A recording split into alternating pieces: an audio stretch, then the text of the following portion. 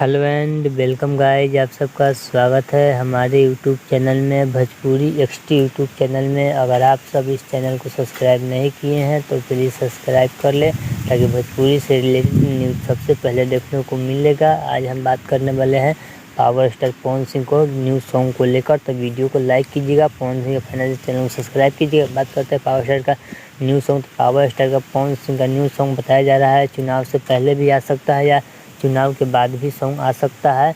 यह सॉन्ग परसों पटना में रात को शूट हुआ एक्ट्रेस क्वीन शालिनी के साथ। इसके बारे में कोई जानकारी नहीं दिया गया है। यह सॉन्ग कब आएगा, ये सॉन्ग में कोई लिखे कौन है, सॉन्ग में डुइट कौन सा गायिका गाई है, उसको कोई जानकारी अभी तक नहीं दिया गया है। जैसे ही जानकारी मिलेगा वैसे हम अपने चैनल के माध्यम से वीडियो बना के बता देंगे।